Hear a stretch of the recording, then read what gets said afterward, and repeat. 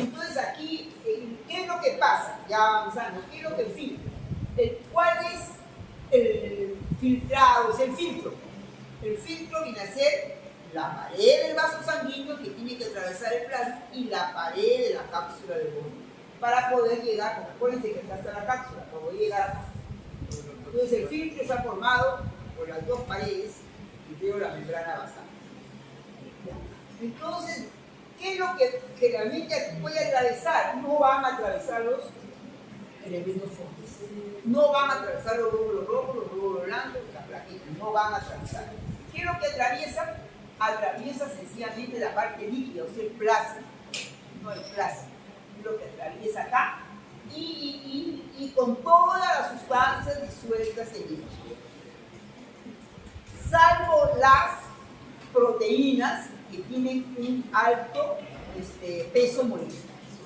Ahora, ¿pasan proteínas? Sí, las de bajo peso molecular. Pero las de alto peso molecular no pasan. Entonces, al final, en la cápsula, o sea, en esa bolsita, en la cápsula de Bowman, esa bolsita que hemos dicho que rodea el glomérulo, eso que está ahí, ese líquido, ese es el filtrado, ese es lo que ha pasado. Y ese filtrado glomerular está compuesto por ¿qué es el filtrado glomerular?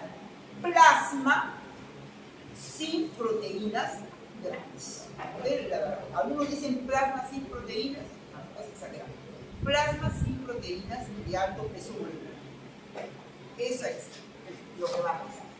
Y eso es lo que va a atravesar, primera parte, yéndonos porque va ahí la explicación, a lo que decíamos de este tipo de células. Entonces aquí tenemos el plasma con todas sus sustancias. Imagínense que está llegando hacia el túbulo proximal. ¿Qué función tiene el túbulo proximal? Retornar a la sangre las sustancias que han sido filtradas y que son útiles. Por ejemplo, la glucosa, el sodio, ¿no? Entonces, que son útiles. Comienza ya a separar. Entonces, tiene una gran función ese túbulo proximal. ¿Por qué? Porque si no hiciera eso, entonces las sustancias pasarían de largo y se eliminarían el agua. Entonces nosotros queremos que la sangre llegue, se analiza, no se vaya, no se olvide. Entonces la función esta la tiene el túbulo proximal, no el túbulo proximal es lo que tiene esa función. Por eso es que las células son células que van a trabajar, van a reabsorber el agua y sustancias disueltas en él. Se dice que si el 100% que llega acá, aproximadamente, según diferentes autores y libros, van a encontrar de un 50 hasta un 75% de la reabsorción. O sea, puede llegar hasta el 75% a reabsorber lo que llega. O sea, ¿qué le queda nomás acá? Al resto le queda trabajar ese 25% o 30%, máximo de 50%, ¿no? Que prácticamente todo se ha reabsorbido a este nivel de túbulo proximal. Todo lo útil, todo lo que necesita hacer. Entonces, ¿cómo lo reabsorbe? ¿Qué mecanismo utiliza para la absorción? Transporte de membrana. Las sustancias se reabsorben por transporte de membrana. Mecanismos que ustedes ya conocen, ¿no? Mecanismo de transporte de membrana. Sabemos que el mecanismo de transporte de membrana es un mecanismo que puede ser activo o pasivo, dependiendo si va contra una gradiente o si sigue la gradiente. La mayoría de sustancias las va a reabsorber contra una gradiente, porque en el plasma existe esa sustancia, existe, sodio existe, glucosa existe. Entonces, va a necesitar el transporte activo. Y si el transporte activo necesita energía, y si es energía, entonces ahora se explica por qué de los organelos tiene gran cantidad de mitocondrias. Entonces ahí tenemos las mitocondrias que están en abundancia en la célula. Y este borde en cepillo también tiene su razón de ser, Esto está hacia la luz tubular, entonces sirve para arrastrar las sustancias hacia el interior de la célula. Y estos pliegues en la membrana basal también tienen su razón de ser. ¿Y cuál es la razón de ser de esos pliegues? La razón de ser de esos pliegues es que aumentan la superficie de reabsorción. Entonces, de ahí que esto, en todas las partes del segmento, el que mayor trabaja, el que mayor tiene reabsorción es a nivel del tubo de presión. Luego sigue el asa de Henle, acuérdense, la rama descendente del asa de Henle. Y mire la forma brusca que cambia. Esta es la célula de la rama descendente. Células chaquitas, ¿no? Células que no tienen casi las mitocondrias, células que no hay borde en sentido ni tampoco muchos pliegues.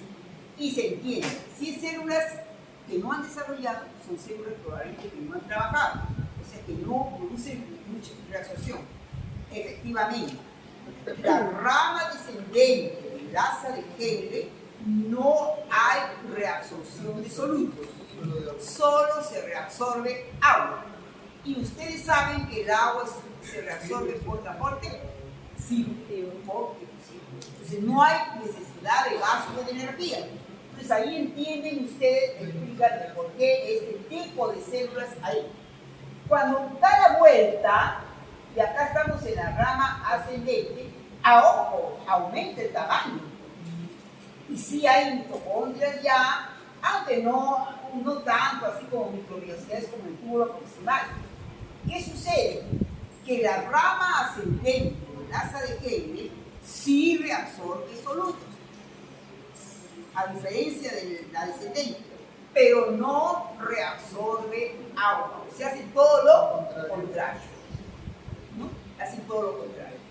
Entonces, como reabsorbe solutos, van a ver gasto. Ahí está la bomba, una bomba de cloro que reabsorbe cloro, un sodio y un potasio. Es muy importante, por ejemplo, algunos diuréticos actúan en esa deasa, los llamamos diuréticos de asa, actúan acá, digamos, ¿no? a nivel de esa bomba, bloqueando.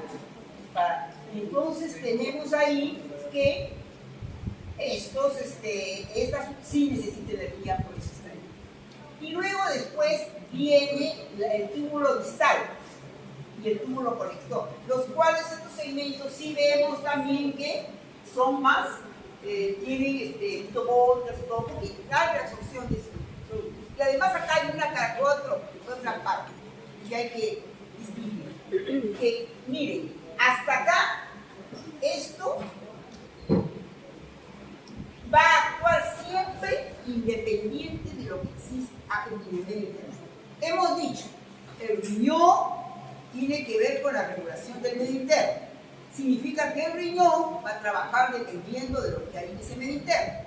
Si hay más de sustancia, más agua, entonces va a eliminar, o si hay poca, va a tratar de ahorrar. Si hay poco sodio, va a tratar de reabsorber a través de la aldosterona, hemos dicho. Y si hay poca agua, a través de la hormona antidiurética. Pero esa función de regular ese medio interno no la realiza en todos los segmentos, solamente a partir del túbulo distal. O sea, la regulación es en la parte distal del nefrón, túbulo distal y conector, no acá en el asa de Henle y del túbulo. ¿Por qué razón? ¿Y por qué no se produce? Efectivamente, no se produce porque las zonas distales, a partir del túbulo distal y el túbulo conector, es que esas células van a tener los receptores para la hormona, aldosterona, si es la regulación de sodio, o para la hormona antidiurética, si es el manejo del agua. ¿No? No lo tienen las partes proximales.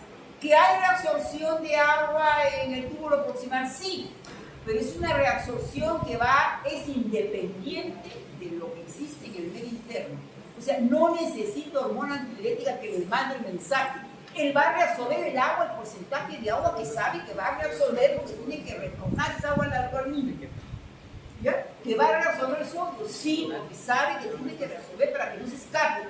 independiente de, o sea, funciona esto independiente de lo que está ocurriendo en el medio interno. Lo que va a estar ocurriendo en el medio interno lo va a hacer en esta parte distal, en el túbulo distal y en el túbulo colectivo. Túbulo distal, donde mayormente va a existir, lo que va a existir ahí es los receptores para hormona aldosterona, o sea, para el manejo del sodio, y al final va a haber receptores para la hormona tiroides. Y lógico también acá en el túbulo, o sea, el túbulo distal está más relacionado con la absorción de sodio, o sea, el manejo de aldosterona. Y el túbulo colector es donde va a haber los receptores para la hormona antidiurética. También hay para manejo de sodio, pero más está vinculado hacia la reabsorción a través de la hormona antidiurética, por mensaje de la hormona antidiurética del agua, de acuerdo a lo que hay en el medio interno. Entonces ahí es donde se va a producir la concentración final de la orina. Entonces ahí vemos que también es diferente. Otra cosa que para aprovechar este mismo gráfico, donde hay varias cosas para conversar, son esta dianámica. En la mayoría de esquemas, el nefrón comienza asa de Hegel y lo colocan acá, como el que habíamos visto, túbulo distal y colector. No será así. Generalmente esto sale, o sea, la rama ascendente del asa de Hegel sale entre la arteriola aferente y eferente, es como que se voltea, y aquí enmarca el inicio del túbulo distal.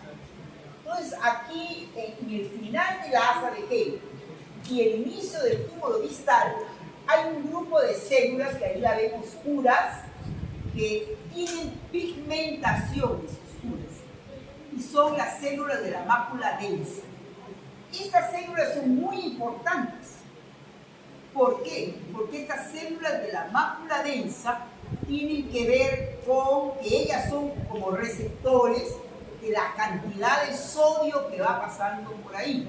Y estas son las células que van a activarse para saber cuando el sodio cae.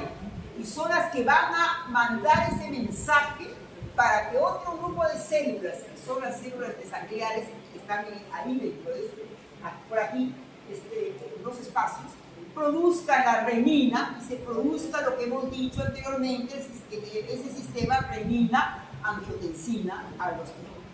Entonces, ¿quiénes se van a dar cuenta? Acá, estas células de la mácula densa intervienen. Por eso, toda esta parte es muy importante, lo vamos a ver más adelante, que se conoce con el nombre del aparato yuxtaglomerular.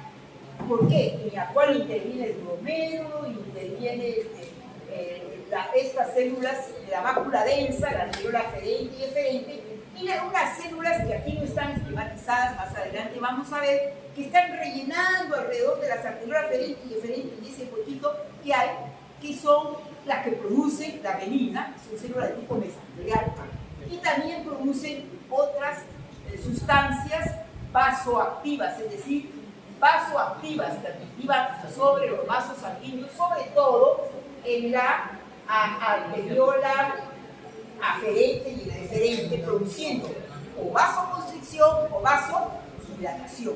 Entonces, hay momentos en que, vamos más adelante el proceso de filtración, cómo maneja el proceso de filtración, cómo maneja la cantidad de sangre que ya llega al riñón, de un proceso que se llama de autorregulación, manejando, o sea, si quiere que llegue más, vasodilatación, o si quiere que llegue menos, vasoconstricción. Entonces, son importantes. Entonces, todo esto se conoce como el nombre del aparato yuxtaglomerular, que ya vemos que tiene propiedades muy importantes, ¿no?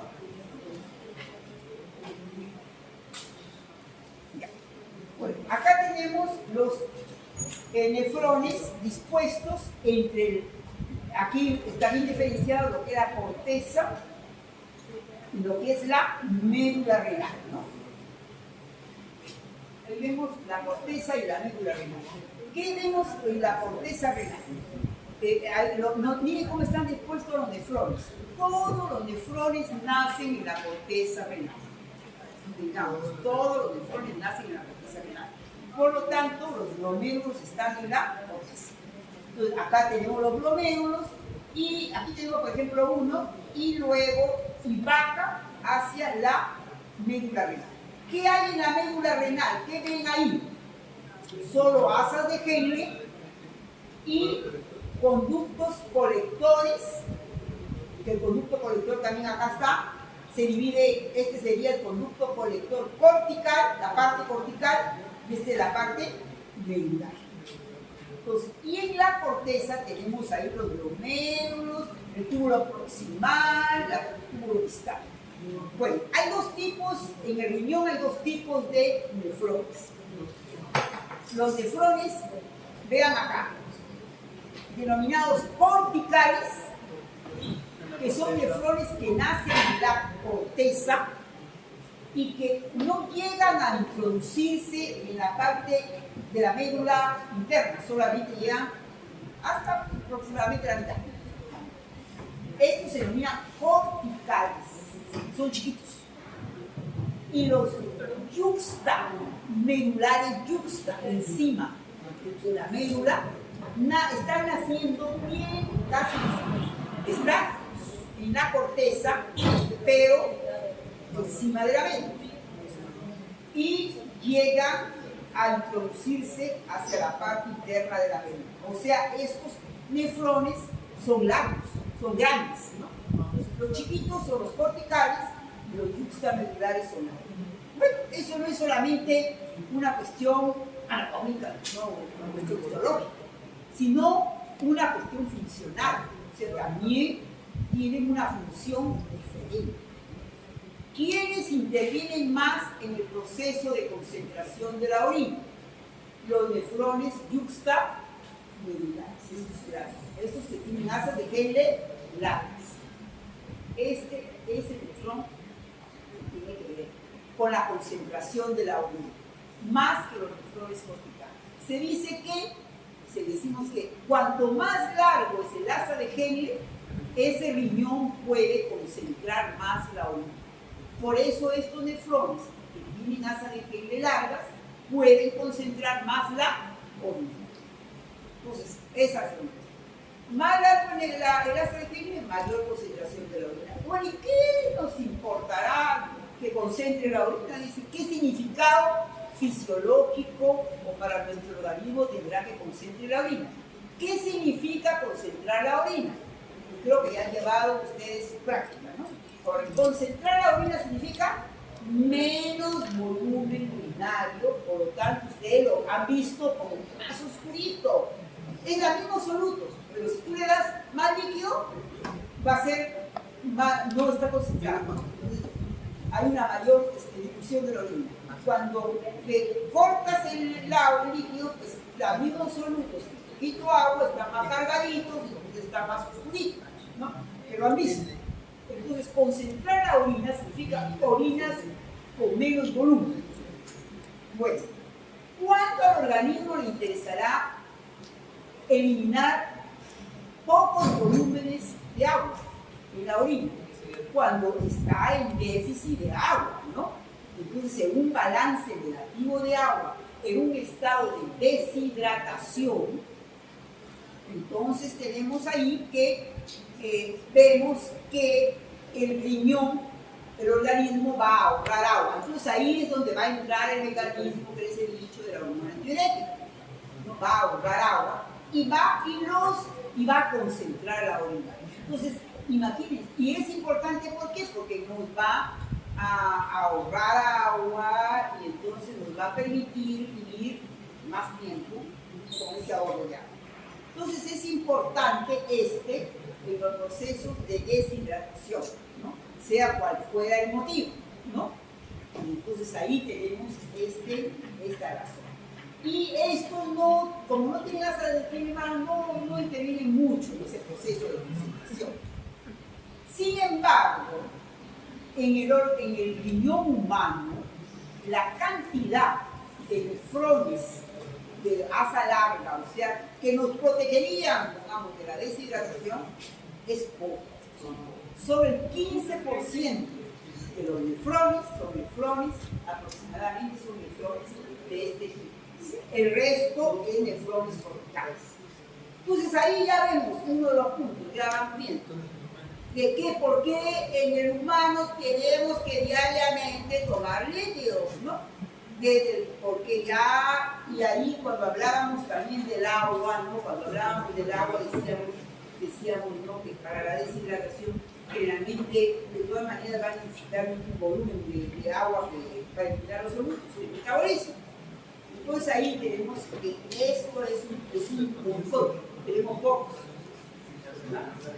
Probablemente, no probablemente, sino, bueno, vamos a tener en otras especies animales, esas que viven en el desierto, o esos también de superficie muy grande. Entonces, ya a través de la evolución ha habido algo ya, un cambio genético que les ha permitido tener nefrones, más en mayor cantidad quizás de eso, y nefrones con más sobrevive más largas, que permitan concentrar la orina y vivir en esas condiciones. En el humano, nos hablan siempre, ¿no? Del peligro, de que el agua se extingue en la tierra, ¿no? De todo. Entonces, quizás habrá una evolución de esto cuando se extingue. Después de muchos millones de años habrá otras generaciones humanas en las cuales se podrá adaptar a ese mundo. Mientras tanto, no estamos adaptados. Probablemente vayamos en ese camino. Probablemente, ¿no? Pero ya no lo veremos, ¿no? Efectivamente. Lo sufriremos, sí. Bueno, lo sufrirán ustedes. Ay, qué bueno. Ok, bueno, entonces, que dice cada vez que es más cercano, ¿no? Antes decía más lejano, no, 50 años, no, ya no se tiene el problema es más cercano, ya falta. Ok, bueno, entonces ahí tenemos esa constitución. Entonces ese tipo de nefrones, dos tipos de nefrones, que más existe eso, y esto también ya les va diciendo que el proceso de concentración de la orina se da aquí, tiene que ver más la médula que la corteza, ¿no? Porque ahí vemos que tiene que ver con la asa de Henle y tiene que ver con la médula, ¿no? Y vamos a ver, además, con otro elemento. Esto, de nuevo, miren, ¿ah? Corteza y médula.